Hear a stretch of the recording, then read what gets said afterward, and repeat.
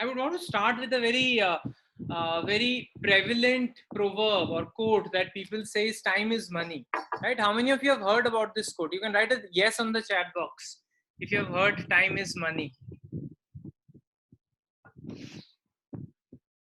Palak, Nirav, Deepika, Jyoti, Mahak, Jagdish, Bharat. Everyone has heard time is money. Okay, now therefore my question is how many of you agree that time is money? Now the yeses have to be if you agree if time is money.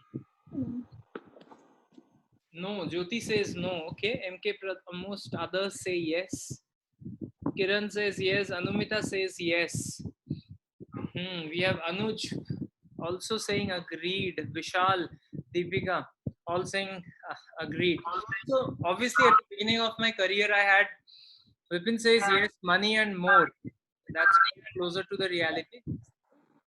At the beginning of my career, I had a lot of preconceived notions about this particular fact in terms of time being money. But as we have moved along, I've realized a very important part of time not necessarily being money. I have a very close friend, and I mentioned this quote at the end of this slide, who says that, "Do you know how much I earn in an hour?" And and whenever I ask him, the number obviously goes up. Currently, it's about 10,000 rupees per hour. Now, when he talks to me, he says, I've just spent 30 minutes with you, which basically means if I would have worked during this time, I would have earned 5,000. And now, when he was last spending his time with his kid, he was saying, yeah, I feel very guilty. Now, when I spend time with my children, I also feel that I'm losing 10,000 every hour when I'm spending time with them. Now, imagine if all of us start thinking of time as money, how difficult it's going to be in terms of how we conduct ourselves in terms of managing time. Now, therefore, if time is not money, what is time? What can we use it for? And I'm not saying that time is not money. Maybe I agree with Vipin, time is money and maybe much more. What definitely I can agree with you guys is time is the scarcest resource that you can think of. Now, if something is so scarce, ideally, you should be using it to buy which is most valuable, right? Now, can someone among the audience tell me what is the most valuable thing that you can actually buy with your time? And I've given you the hint, it's not money. What's the most valuable thing that you can actually buy with your time? Vipin says time. Vishal says freedom. Atul, I think he meant relations. Akash says value. Jyoti says time is for moments with your loved ones, learning experiences. Jagdish says skills. So I think some of you got it right. If time is the most valuable currency, the most valuable purchase that you can do with it is relationships. Now I'll tell you why, and therefore I spend a lot of time researching on this subject. I realize people who manage their time well, surprisingly, 60% of their time they are actually investing on relationships. And when I say relationships, I don't just mean your children or your husband or wife or your parents. When I say relationships, I also mean relationships at work. I also mean relationships personally, other than your immediate family members. I also mean relationships with your customers and clients. Now, when they start investing their time into relationships, naturally more time opens up for them because the operational inefficiencies that become time consuming for others don't become time consuming for them, because these well working relationships start working for them. And therefore, I'm introducing you to this very unique concept of managing time as if you're primarily managing relationships.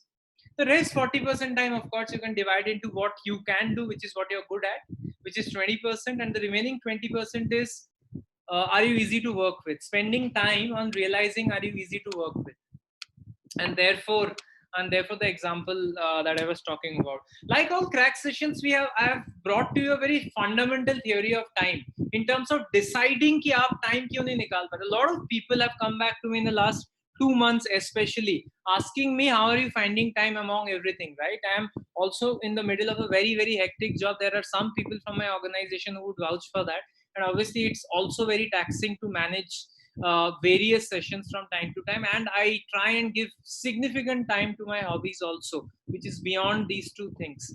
Now what are we doing differently? And it's not about me. There are so many people who are doing so well in terms of managing their time. What are they doing differently? This theory should be able to help you. Whenever you see something as a task in your to-do list or as an important task, the first question that you should ask yourself is, do I need to do this task, or can I eliminate this task completely? I'm repeating, do I need to do this task, or can I eliminate this task completely? I'm not asking you to procrastinate. Procrastinate means aaj nahi, kal karunga. I'm not going to do it today, I'm going to do it tomorrow or maybe next week. Eliminating means I will not do this task. Right? And therefore the first question is saying a no if it is possible. The second thing you need to do is, can I automate this task? Right? So for example, I used to spend at least an hour every month paying my credit card bills. I used to get to my credit card bill, check each and every item that had actually accumulated in my credit card bill, then go to my net banking, pay it, and eventually also check if the payment has happened, then also go to my credit card account and see if they have received the amount, etc. About 3 months back, I spent 10 minutes to automate my credit card payment. Whenever I have a payment, I ask them to pay full. That has saved 1 hour every month for me from now onwards, which is automating the task. And that saves 12 hours for me in a year. Sounds minuscule, but imagine if you can actually note down every task that you do during a day, during a week, during a month, and ask yourself, can I automate this task? I remember in my first job, I used to text or call up people, almost every direct and sometimes indirect team members, to ask, aaj kitna number karoge? How many, now I spent a long time in sales in my career. How many numbers will you do today? Right? Imagine every day the amount of inefficiency. It's like as if my people don't know what their job is. Now I haven't automated it yet, but imagine if I am able to completely automate this task, what kind of time will it bring in my schedule? Think about your tasks similarly. I'm giving examples that you can relate to, and can you automate that task? Thirdly, can it be delegated? Now don't start thinking can it be delegated, because that doesn't help if it can be eliminated or automated, right? Why should someone else do it if it need not be done at all, or if it can be automated? If both these can't be done, the third question you have to ask yourself is, can it be delegated? Now here, people obviously have this constant worry about delegation. Even I still have, is if I give this task to someone else, they will not do it to the same quality with which I would do this task, right? And that's the fear why people don't delegate it. Now there are various ways and rules of looking at it, but a standard way of doing it is, if you know what is the price you get per hour, which means what is your value per hour. Like I was saying, my friend is worth 10,000 rupees per hour. What is your value? And then look at the task and see, is it cheaper than that value, or is it more expensive than that value? So if the task tells you that, let's say you're 5,000 rupees per hour, but this task is 1,000 rupees per hour, then start thinking, this is not worth me, I should delegate this. But if you see the task and see my value is 5,000 per hour, this is a 20,000 per hour task, I should be doing it. And that way you will keep delegating tasks that are not necessarily worth you over a period of time. It's a very simple formula that you can use. Also, I'll talk about delegation in a separate module altogether as part of this session today, and therefore not spending too much time. Therefore, once you've done all of this, you have tried to see whether I can automate the task, and whether I can eliminate the task, whether I can delegate the task, and eventually, therefore, now I need to do it. How many of you have heard about this Stephen Covey matrix of urgency and importance, x-axis of urgency and y-axis of importance? Can I have a quick yes on the chat group? Yeah, Vishal says yes, Vipin says yes, Gayatri says yes, Mansi, Saurabh, quite a few of you have heard about it, right? And I'll speak about it a little. Imagine now a third degree. What's the third degree? Urgency, importance ke saath, let's say a third degree of significance. Now, what is urgency? Urgency means, do I have to do it right? The urgency means the task has to be done right now, or you need not do that task at all. Importance means that is the task important in terms of how important is the task. Significance means how long is it going to stay important. So even if I do it, after that, is it going to matter for a week? Is it going to matter for a month? Or is it going to matter for a year? So if you add significance to it, you can also decide whether I want to do the task right now or procrastinate with purpose, which basically means ये तीनों नहीं करने पर अभी फिर भी नहीं करना है, and let me put this task back to the top of the funnel, where maybe after 4 days I will again look at it from a point of view whether it can be eliminated, automated, or delegated, which is about procrastinating with purpose. So I'll leave it at that, but it's very important theory that keeps helping me, where I ask myself these fundamental questions. I've divided the session into 7 basic modules and 1 slide per module, not much. And I know Vipin, you've asked a question, I'll get to it maybe in 5-7 minutes after I finish 2 modules. But 7 modules on how good time managers work, and this is after about I got a month to kind of study this entire concept of time management. The first one is setting goals. Now, most people who are always in a hurry are people who don't have a set goal for themselves. And this might sound brash, but people with a set goal are also able to clearly choose, right? This is something for me, this is something not for me. People who don't have a set goal are trying to do everything, anything that comes their way. And therefore, it's very important for good time managers to know their short-term, mid-term, and long-term goals. Short-term could be today, 1 week, 1 month. Mid-term could be 6 months to 1 year. Long-term could be 3 to 5 years. And those durations have also shortened because the world has started moving at a much faster pace as compared to how it was maybe a year back when we were not so much into the virtual world, right? So setting goals becomes important. Now, when you're setting goals, how do you look at your goals, right? I mean, how do you decide that this is the right goal for me? The first thing is to be positive. Now, imagine I asked a question to a friend who's my batchmate from SP about how do you make career choices, and that person said, I try to make career choices or job choices which are not boring. Now, imagine the answer has a word boring in it. That's definitely not a positive choice, right? And if you're actually doing elimination for doing career choices, then you will still have a lot left from which you will have to choose. Instead of that, let's say you make career choices in order to make sure that you are in the impact sector.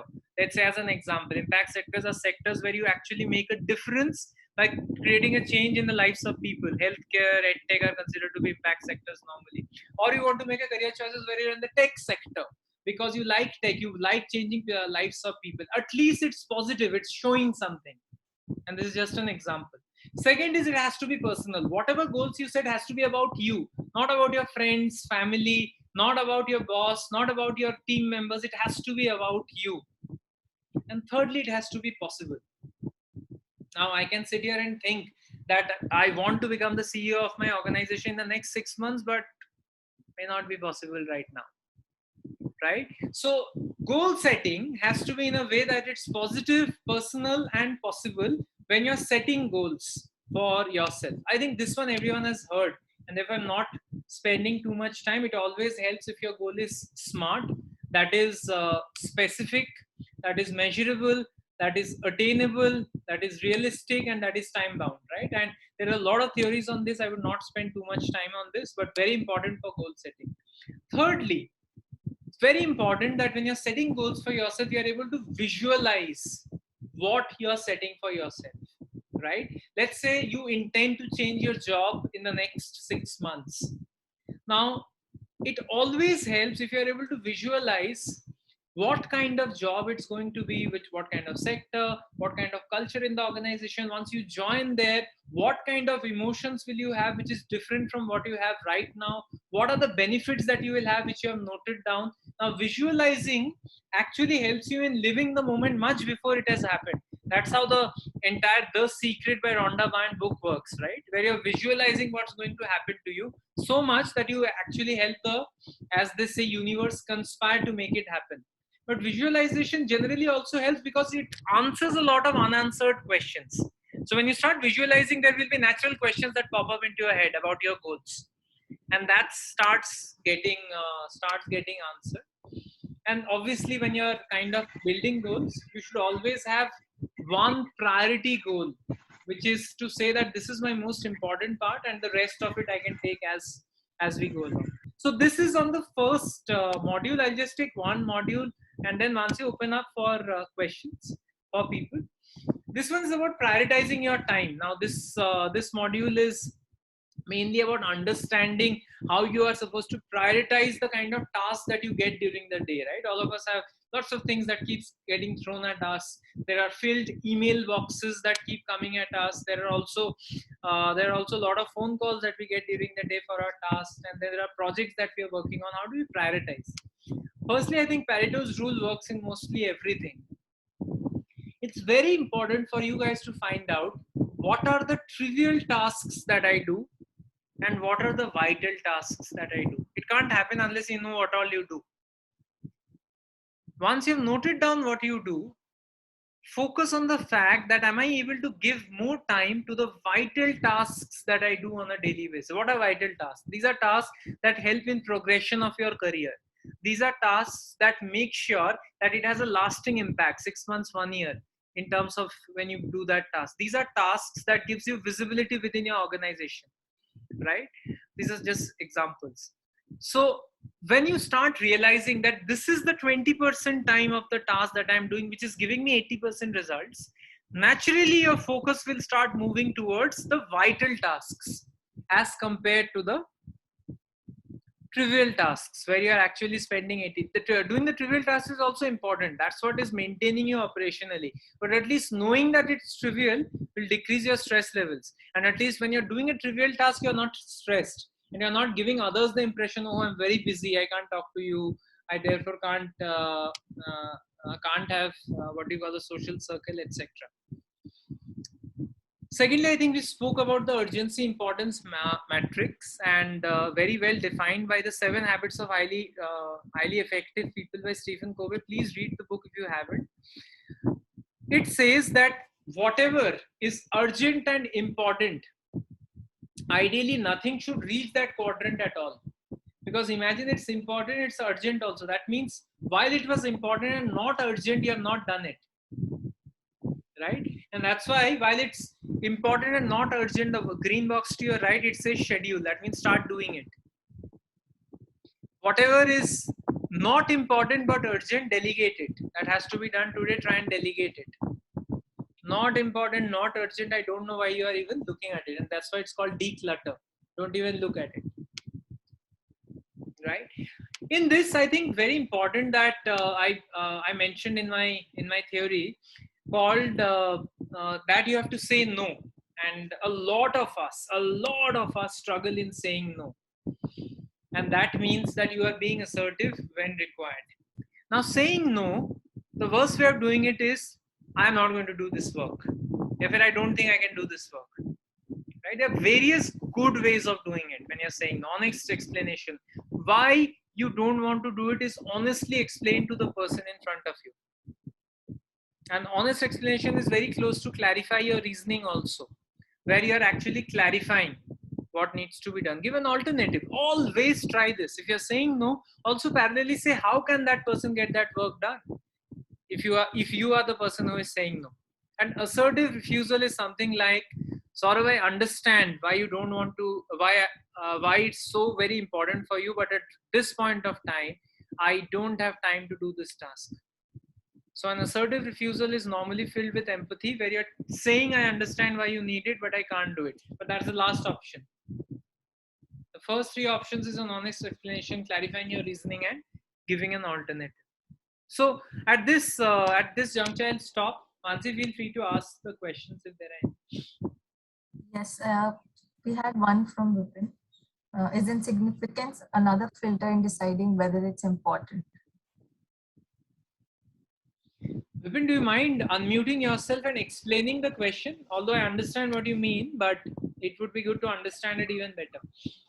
Yeah, sure. So basically what I wanted to check was the significance basically means importance, and you said there is a urgency question that we need to ask. There's an importance question to ask, and you mentioned significance is another dimension. So I was wondering, isn't significance another filter in the importance question? Why is it considered a separate dimension rather than not another filter in the importance question? Because you will use certain filters to decide whether a task is important, and significance could be one of those filters. Yeah, so a very, very obvious question, but look at it this way. I think I would try to answer it simply. Importance means that the task needs to be done in order to progress something, and that's why it's important. May not be need to be done right now, but it needs to be done. Significance means once I do it, how long is it going to matter? So if you if you're able to divide the tasks that you have, some things today, something 1 month later, and some things 1 year later, you can also say this task might be important for me, but I choose not to do it because it's not going to matter for too long. Fair. Got it. Yeah, but I'll forward you and maybe others a very important article that I picked up this from, which talks about significance beyond importance and urgency, and I think that would be useful. Thanks for asking.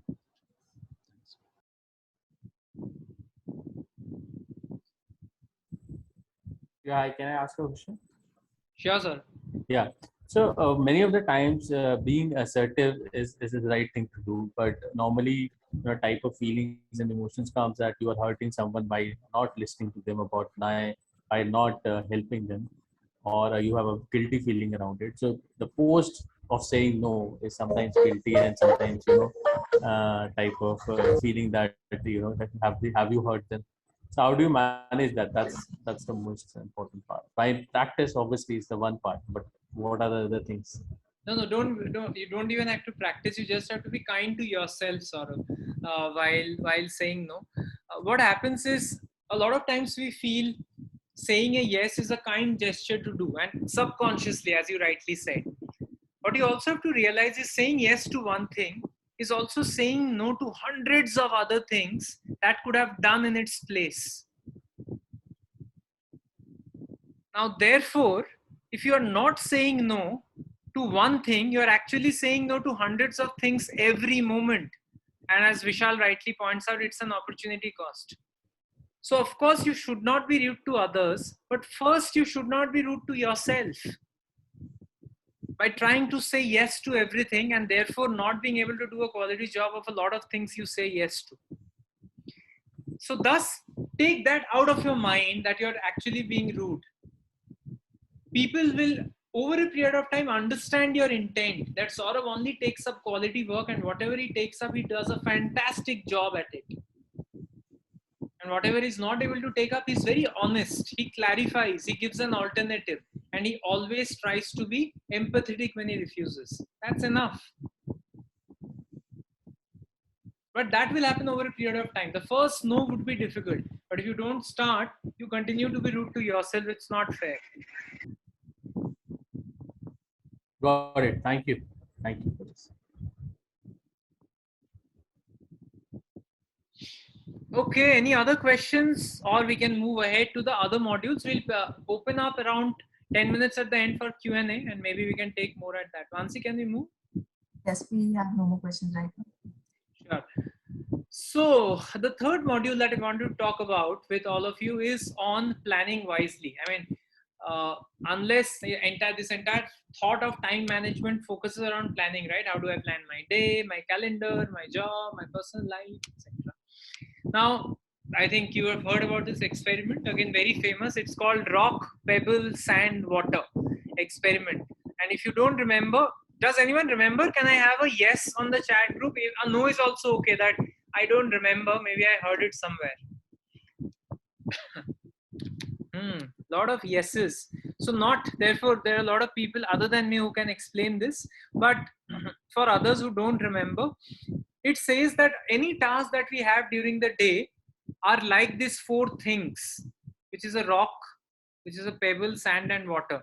Now, rocks are the most important and the big tasks that we have during the day, and therefore needs to be done first. If you see in the diagram, if you fill the bottle in the beginning with sand, or if you fill the bottle in the beginning with water, most probably you're not going to put anything else into it, right?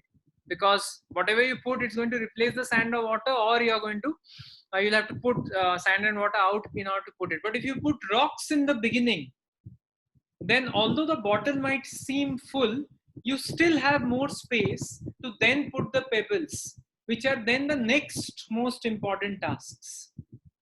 And even after you put pebbles, you will have lots and lots of space to put sand and water also. And then all four can peacefully be there in the bottle, and the vice versa is not true. So for your daily life also, and daily and weekly lives also, identification of what is the rock for you is important. If you don't know your rocks, you are in a lot of problem, because then you're trying to do everything as if it's your rock, and your bottle is always half full, although you keep feeling that you're trying to do a lot, and the rocks haven't even figured out. One very simple way of prioritizing this one. The second prioritizing technique is called the chunk, block and tackle. I think many of you would have heard about this. The chunk, block and tackle says that whenever you have a large project or a large task, try and break it down into smaller pieces. And these are called manageable chunks. Now it's written 15 minutes on your screen, because try and not have any task that you assign to yourself which takes more than 15 minutes. Which basically means if you assign a task which takes half an hour, break that down into 2 parts and make it 15 each. The brain has a tendency to accept anything as doable if it takes less than 17.5 minutes. Again, it's derived by science, and there's a lot of study that has gone into it. But anything which is less than 17.5, the brain tends to feel, I can do it. Right? So break down your tasks into chunks. Then in order to do that chunk, block off time in your calendar. A lot of people say that it's very important to maintain a to-do list. I was learning a lot about to-do list this week, and I realized 41% of the tasks that you put in your to-do list never gets done. Now, which basically means to-do list is a graveyard of the tasks that you want to do but will never do. Right? You're definitely going to write it in your to-do list, but maybe you'll tick the others but not tick that one. But if you calendarize your task, you have to consciously take the call of stopping your mobile or your laptop when that calendar buzzes. Let's say you put a task tomorrow at 12 noon in the afternoon on a Sunday. And when the calendar buzzes, you'll have to consciously say, no, I'm not going to do it, even if it's buzzing. And therefore, it's comparatively more difficult. So block means calendarize what you want to do from the chunk. The last bit is tackle. Now, what does tackle mean? Tackle means that once you have put the chunk, you have blocked your time, then you tackle the task in that 15 minutes or half an hour with a single-minded focus. At that time, don't let your focus destroy. Here, I am introducing a very important one. Olympics have started, and we have got our first silver also today. One of the games in Olympics is very shoot, right? And a lot of times in corporates also, we say ready, aim, and fire. You would have heard it, right? Ready, aim, fire. 0, 1, 2, 3, or whatever you want to call it. The new corporate mantra has become ready, fire, aim, which basically means some people take so much time to aim that they just don't fire. And once I say it, if you have images of people in your mind, you'll realize what I'm saying. They're planning, thinking, and they just don't execute. In today's world, it has to be ready, fire. And once you're fired, you try to adjust the target in a way so that it hits the aim. And therefore that becomes important. Yeah, Vipin is right, action bias. Module 4, I have 7, as I told you. Module 4 is about procrastination. Highest votes today in terms of procrastination. Many people are saying they procrastinate a lot. Imagine lying on a Monday morning and you're already awake, but you don't want to wake up because it's another 5 to 6 days of work. And you say, ki, chalo, aaj karna tha, I will do it on Wednesday. At least my Monday right now is looking a little better that I don't have to do this task. Why does procrastination happen? First, it's important to understand कि procrastination होता क्यों है.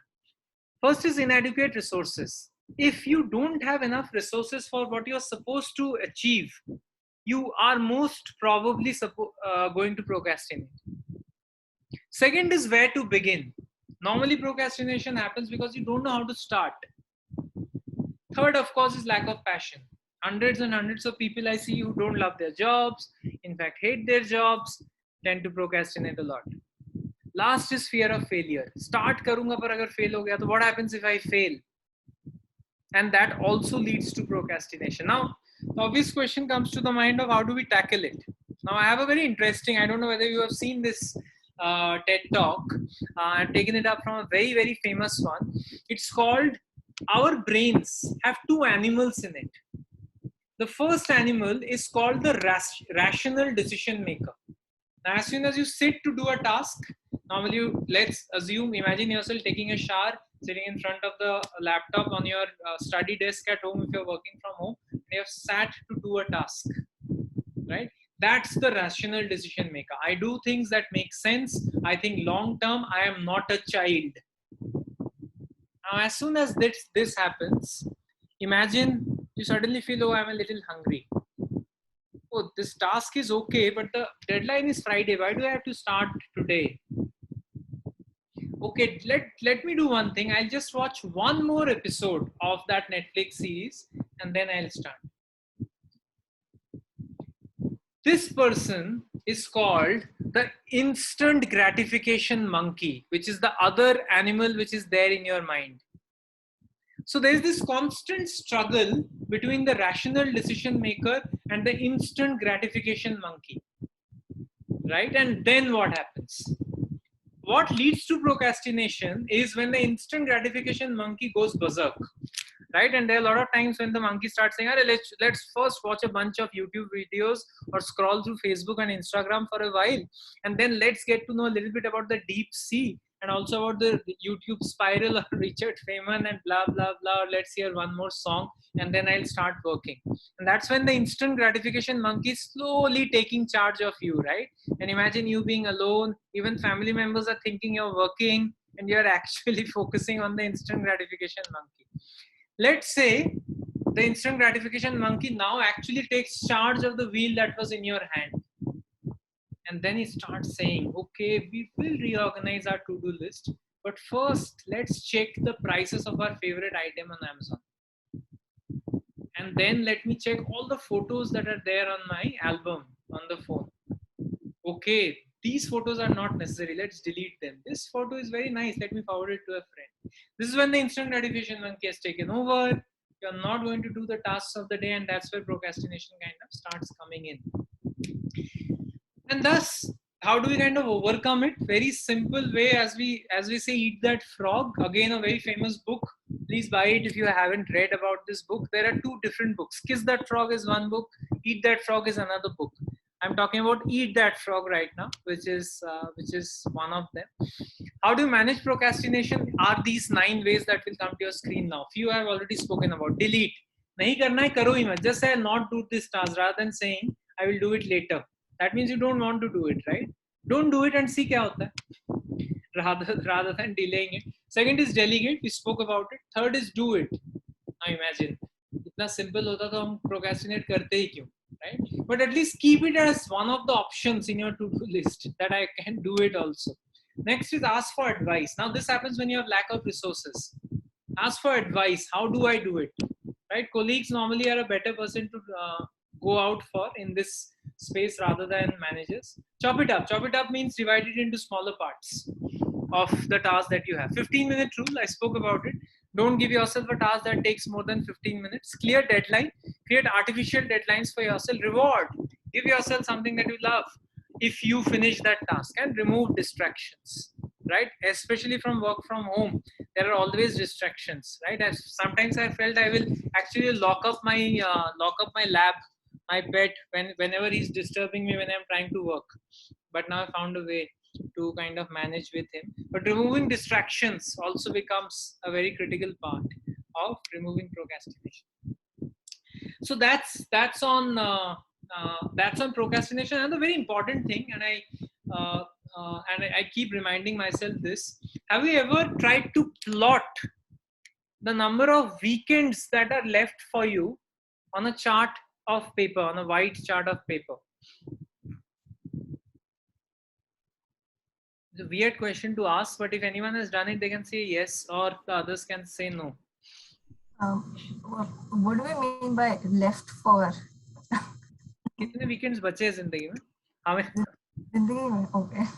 how many weekends are left for you? Many are saying no. It's an interesting activity to do. You don't have to do anything, right? There are 52 weekends in a year. Just assume number of weekends that you have in your number of years you are going to live. Just take a number, right? 75, 80, 85, 90, whatever you feel is right. And then plot the number of weekends you have. Just put a dot for every weekend. And alas, suddenly you'll realize that there are not too many left. And that is, if you love weekends, you might start feeling sad about it. Now, if there are not too many weekends left anyway, then it's not a great idea to procrastinate anyway, right? You don't know when those weekends, what you have plotted, also becomes lesser. And thus, that's a very powerful way of looking at why you don't want to procrastinate. Next module is on crisis management. How many of you feel very tense when a crisis comes up? Or you're okay? You can also mention that I do really well when a crisis comes up. On the chat box, please.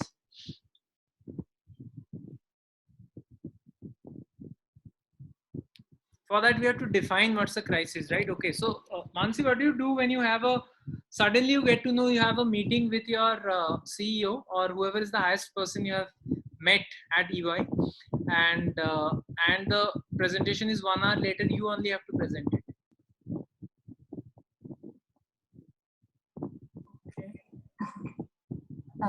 I think, of course, I'll panic. I mean, I will have that panic attack for five minutes for sure.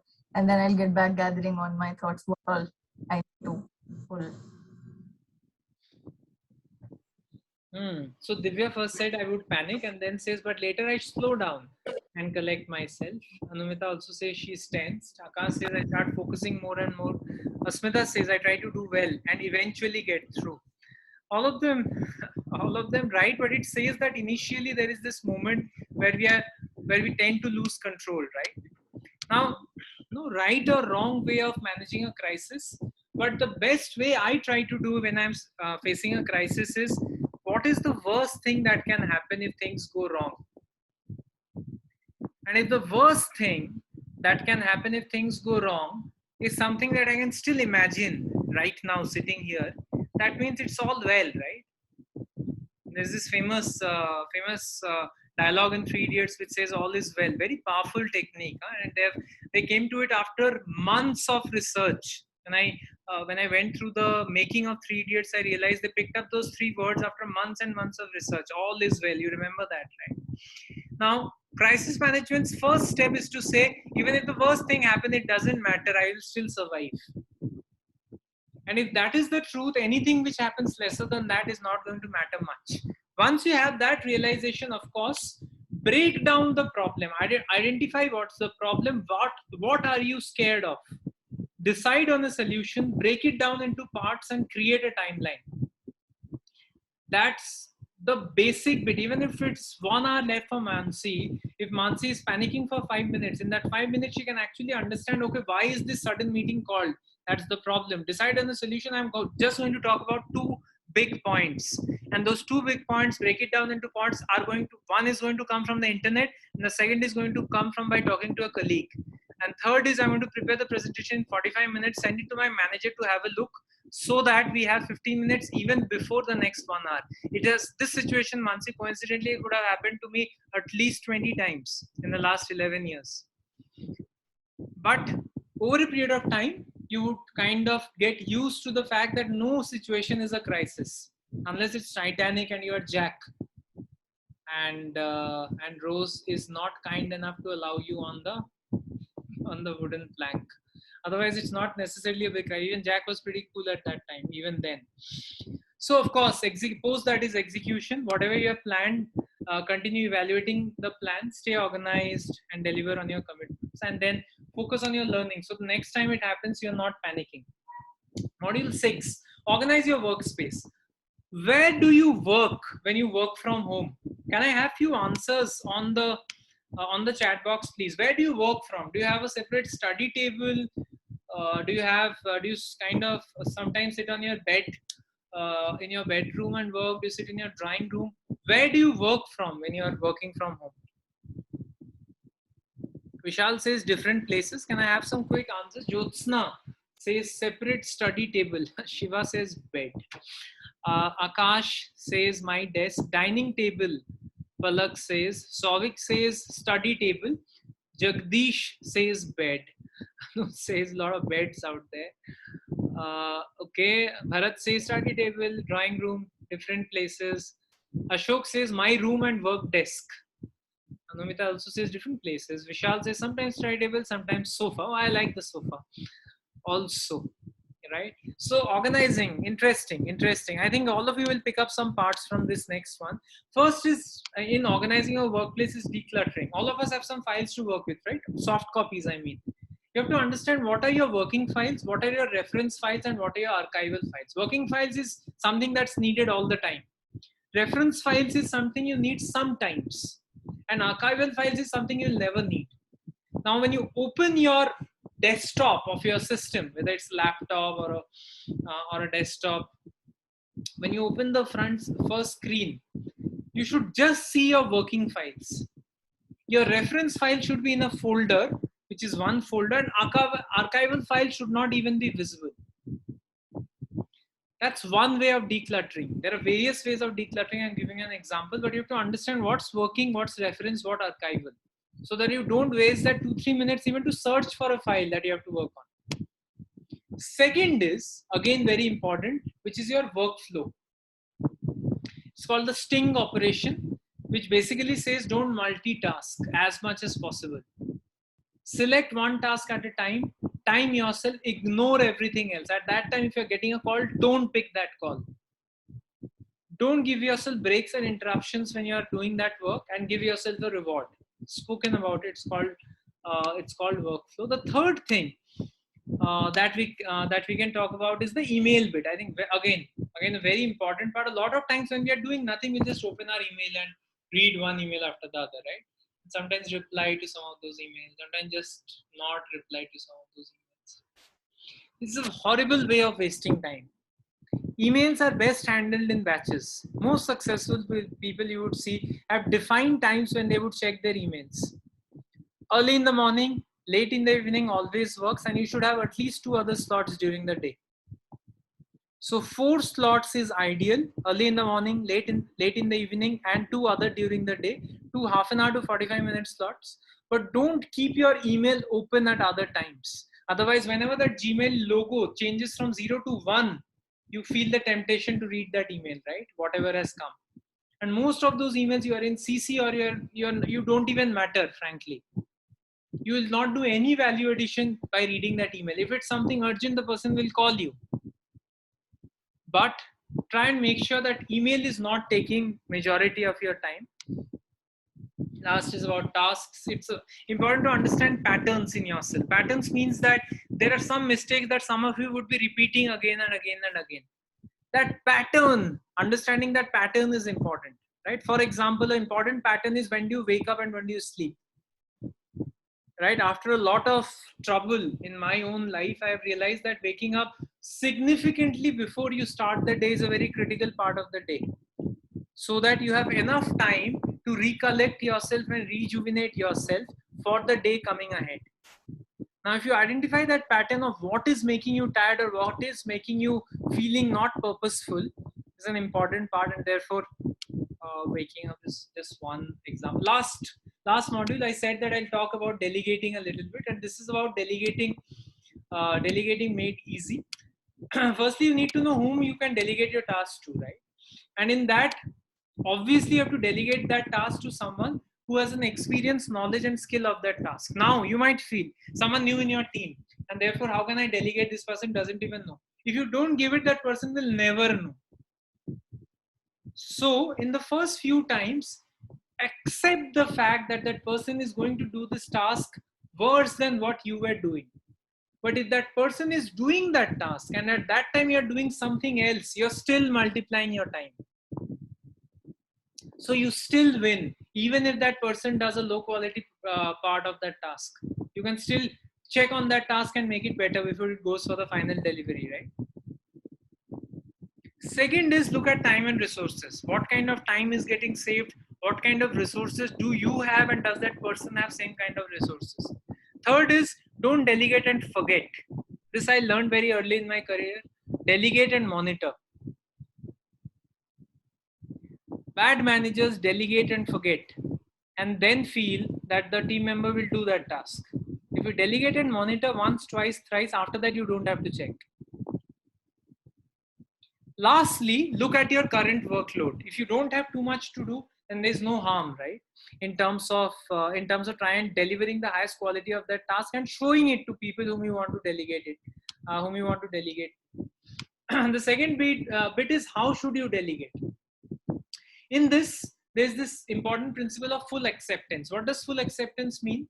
Now, for a very short time in my first organization, I had a manager who only used to accept something when it was fully ready. Now, that means even if I used to go with 95% accuracy, they used to send me back. The other person used to send me back. Now I used to feel very frustrated with it. Why is this person not accepting? I put in so much hard work and still they're saying no. Now, what they were following is the policy of full acceptance. You delegate a work unless that work is perfect, send that person back. Now, imagine after a point, people will realize who are working with you, I have to be perfect, otherwise they'll not accept it. So, post-delegation, full acceptance principles makes a lot of difference. And obviously, you should ask for reports, you should make recommendation, you should give them independence and not obviously sit on their head all the time, which is empowerment, and these are all parts of delegation, right? And that's what I meant when I said that you should have full acceptance when you are doing something, keeping control and full acceptance. Also, don't micromanage. Horrible way of giving a task. Monitoring means that you're asking maybe once a day or once a week, depending on how long the task is. Micromanaging means you still haven't done it. I would have done it faster than you. Yeah, I would have done it more than you. Don't worry, give it to me. I will do it. You don't have to do it. These are all ways of micromanaging, right? Don't do that. It's your fault if that person is not able to do the task more than that person's fault, and therefore try and make sure you're delegating. Okay, so this is where I'll finish my presentation with some 6 takeaway tips, and then open the house for questions. Firstly, most importantly, I think a lot of us make an excuse that we're very busy, we don't have time, I can't talk to you, I can't pick up your phone, I can't kind of have a social circuit, blah, blah. Please remember, you're always in total control of your time. What you're doing right now is your priority, and that's why you're doing it. No one, including your manager, can force you to do anything in your life unless you decide to do it. And therefore, take that excuse out of your mind permanently that you're not in control of your time. You're the only person who's in control of your time. Number one. Second is, if it's not a hell yes, ideally it should be a hell no. This will require a lot of courage. Huh? This basically means, unless you feel hell yes, I want to do this task, you're saying, no, yaar, I don't want to do this task. Which basically means you say no to everything which you're not excited about or passionate about. Not easy, but if you keep doing it, you're going to succeed. Third is highlight of the day. This I've started recently. I have a whiteboard at home. I wake up in the morning and just write one thing that I want to accomplish on that day. Just one thing. And then I schedule it in my calendar. This is that one thing I'm going to do it between 3 p.m. and 4 p.m. or 6 p.m. and 7 p.m. or 10 p.m. and 10 a.m. and 11 a.m. Imagine in a year I will accomplish 365 tasks. And that's a lot of things to do. And this is over and above beyond all the other daily to-do tasks that you're doing. Right? Artificial deadlines always helps. This is like अपने आप को फंसा लेना in something that you can't say no to. I tend to give a lot of artificial deadlines. How do you give artificial deadlines? सिर्फ खुद को देके नहीं होगा. Tell it to your friends. Tell it to your colleagues that I am going to finish this month. That will create artificial pressure on you. because you've already told people about it. Right, a lot of times I tend to also kind of, whenever I'm planning a trip, I tell myself and tell all other family members I am going to go there next month, and post that it's an artificial pressure on me to plan that trip, right? Book those tickets for that trip. So artificial deadlines always help in time management. And last is, have a specific time in the day where you are doing what you want to do. So that means that is a time of the day where you're doing nothing else, and you're just doing what you want to do. So you know at that time of the day there is no pressure, you have no work, no one can tell you to do something, it's your time.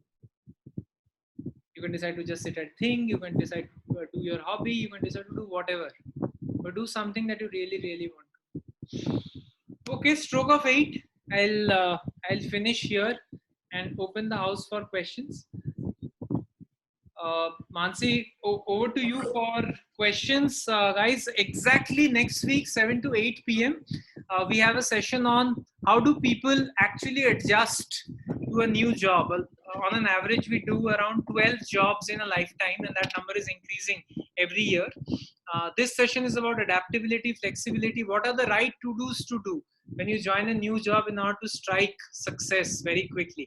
And that session will be taken by Karishma. Karishma is a Deputy Vice President with Max Coupa. So people who have attended today, feel free to attend next week also. Sorry, Mansi, for interrupting. Over to you for questions.